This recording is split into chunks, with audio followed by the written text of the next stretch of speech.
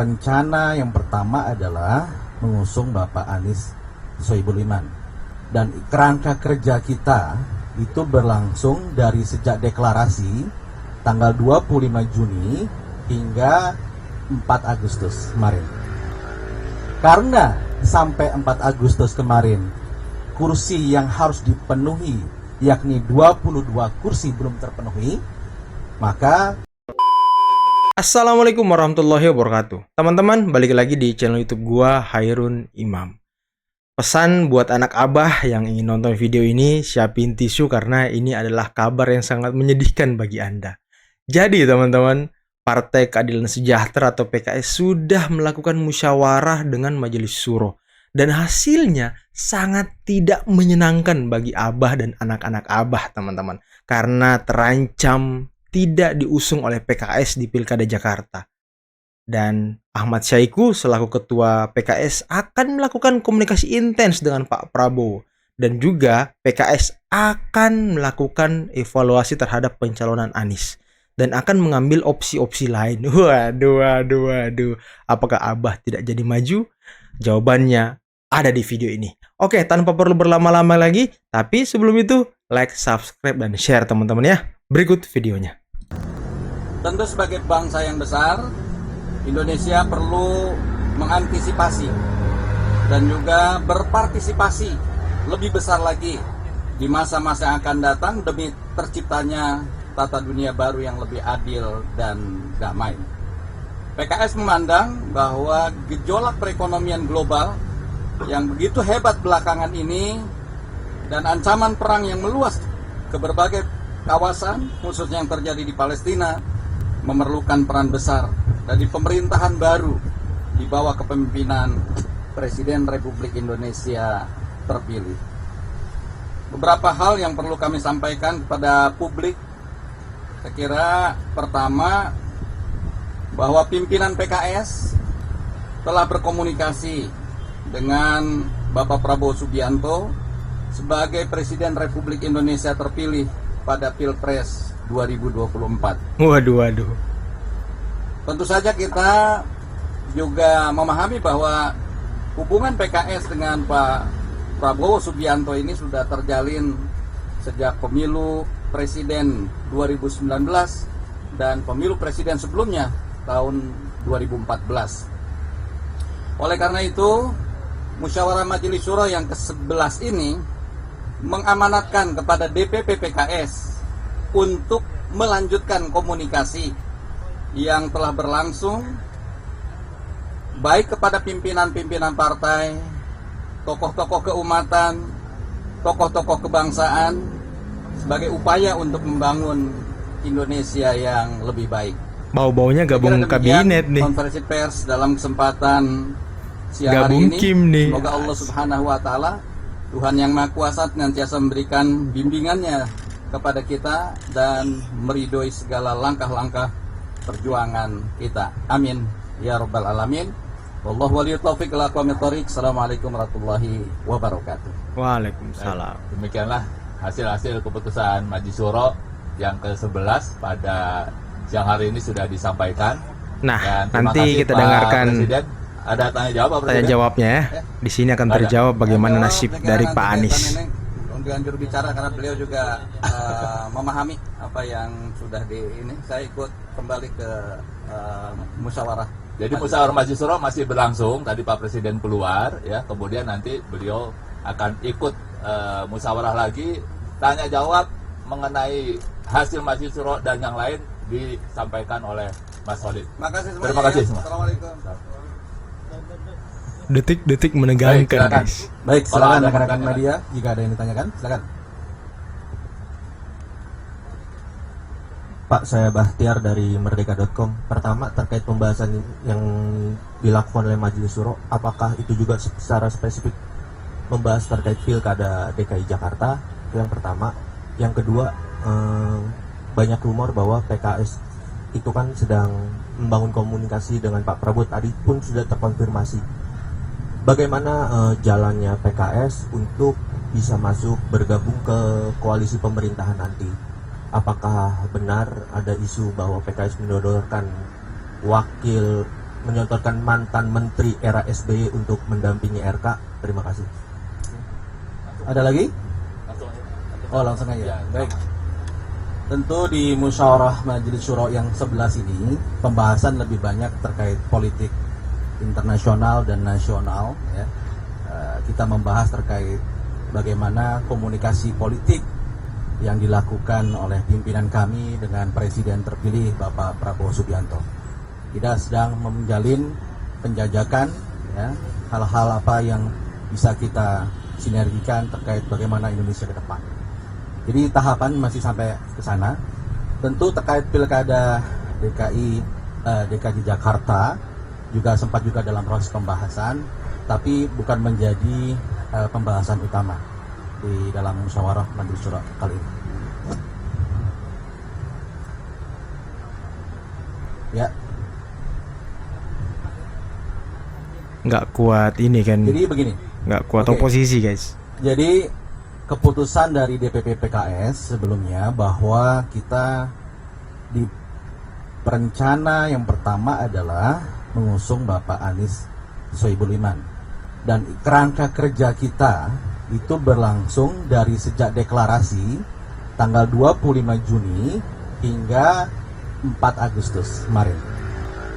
Karena sampai 4 Agustus kemarin kursi yang harus dipenuhi yakni 22 kursi belum terpenuhi, maka kita DPP PKS memiliki ijtihad untuk membuat opsi-opsi lainnya. Wow, Salah satu opsi opsinya lain. adalah kita membangun komunikasi dengan Koalisi Indonesia Maju. Waduh, ini udah sangat Sampai jelas tahapan sih. mengkaji, membahas opsi alternatif ketika pasangan aman ini tidak bisa berlayar karena kekurangan kursi. Karena hingga detik ini kami masih hanya mengantongi SK rekomendasi dari PKS. PKS walaupun partai pemenang di Jakarta, kita memiliki 18 kursi, masih kurang 4 kursi. Waduh, ini udah sangat jelas sih guys. Pak Anies sepertinya gagal berlayar bersama PKS ya. Waduh, ada opsi lain dengan komunikasi dengan Koalisi Indonesia Maju, teman-teman. Tentu sebagai partai politik, ketika kita belum memenuhi kursi tadi, ya, kandidat yang kita usung tidak bisa berlayar hingga saat ini. Oleh karena itu, DPP PKS membahas, mengkaji opsi alternatif ketika opsi yang pertama ini tidak berjalan. Demikian. Anak Abah apakah udah sedih dan nangis ya kan?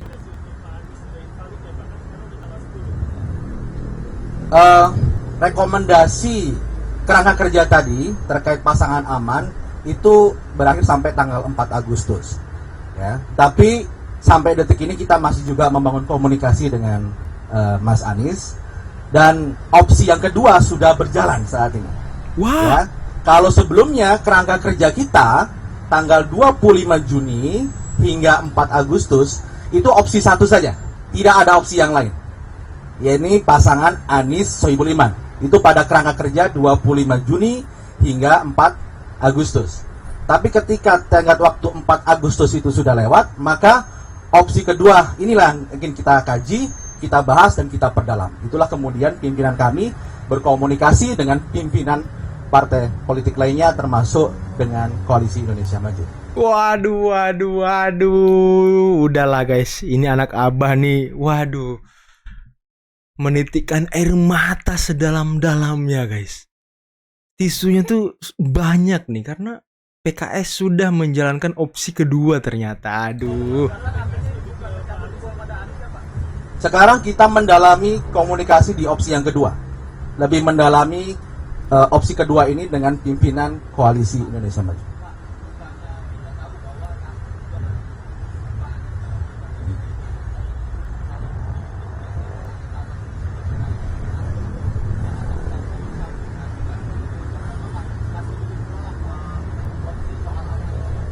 Kami menghormati keputusan masing-masing partai. Nasdem tentu memiliki proses mekanisme internal dalam mengambil keputusan. Tentu di dalam politik ketika kita bicara tentang perahu, tiket, maka kita membutuhkan surat rekomendasi yang tertulis. Dan dalam kerangka kerja 25 Juni sampai 4 Agustus, SK yang kita dapatkan hanya SK dari PKS. Inilah yang kemudian PKS memilih untuk mendalami dan memperdalam opsi yang kedua. Pak, bisa ditegaskan bahwa PKS sekarang sudah mencabut dukungan untuk Anies atau belum? Tadi saya sampaikan, opsi yang kedua sedang kita dalami, sedang kita perdalam. Sehingga kalau opsi yang pertama sudah kita lakukan dalam tempo yang cukup lama, yaitu 40 hari tadi, dari 25 Juni sampai 4 Agustus, kita sekarang memperdalam, mengkaji, mengeksplorasi opsi yang kedua, yakni dengan pimpinan dari Partai Koalisi Indonesia Maju. Demikian.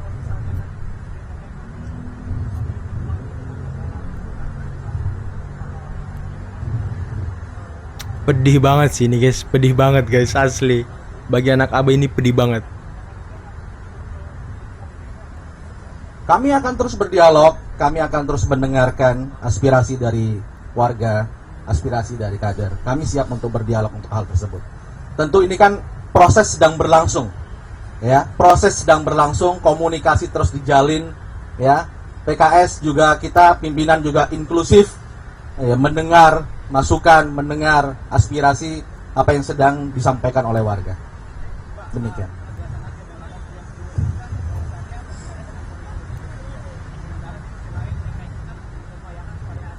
Memperdalam opsi Betul. kedua ya kan dengan Kim. Aduh, sakit.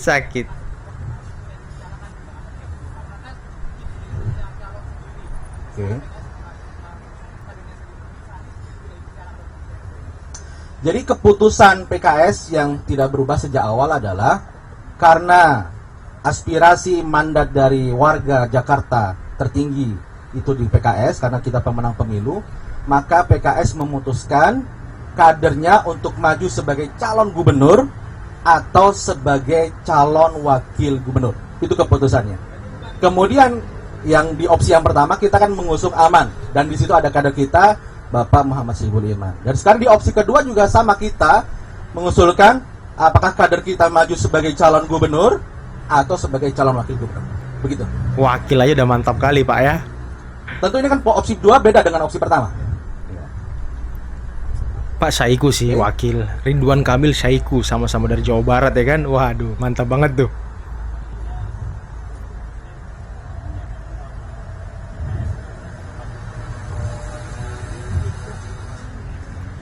Seperti disampaikan oleh Presiden PKS tadi, bahwa ini adalah dalam proses komunikasi awal, ya. Kita pimpinan PKS bersilaturahim, ya, sebagai kawan lama, sahabat lama yang dulu mengusung 2014, 2019. Tentu komunikasi politik sangat baik, dan Asik. itu yang sedang kita ikhtiarkan. Asik. Mengenai keputusan hingga saat ini, ya itu kita mendengarkan aja nanti arahan langsung dari Ketua Majelis Syuro atau dari Presiden PKS terkait keputusan tersebut. Weh, masukin, Jadi saat ini kita masih masukin. dalam tahap berkomunikasi, menjalin silaturahim, ya, terkait hal-hal kebangsaan ke depan. RK Soebul RK Ahmad Saiku Kita nggak sih? terus mengkaji dinamikanya, ya. Kita tidak bisa mengatakan sudah pasti dan sebagainya. Ini tentu proses kita dalam berkomunikasi, ya, duduk bersama, mencari skema terbaik buat warga Jakarta, itu tidak bisa kita lakukan secara terburu-buru. Jadi kita ingin membangun komunikasi itu secara baik, kita mendengarkan aspirasi warga, kita membangun apa skema yang terbaik buat warga Jakarta, itu yang harus kita perdalam. Jadi bukan ini pasti itu, tidak. Ya, kita terus komunikasikan ini. Ketika ada titik temu, titik keseimbangan di sana, insya Allah nanti akan putusan itu akan diumumkan saat yang tepat, momen yang tepat, dan yang terbaik buat warga Jakarta.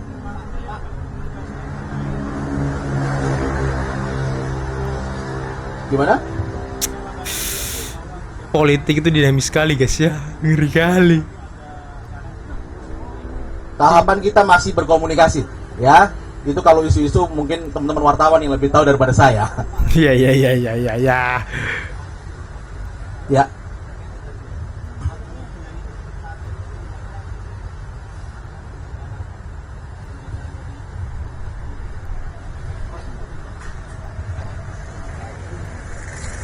Yang jelas PKS adalah satu-satunya partai yang secara terbuka mengeluarkan SK pertama, yang secara terbuka mendeklarasikan Mas Anies yang pertama.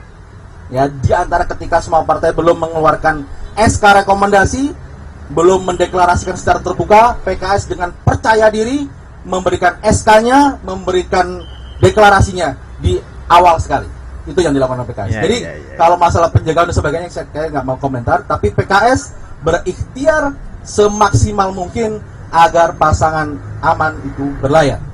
Itu yang kita lakukan. Cukup ya. Oke, terima kasih teman-teman wartawan sudah hadir. Terima kasih teman-teman semuanya. Assalamualaikum warahmatullahi wabarakatuh. Waalaikumsalam warahmatullahi wabarakatuh.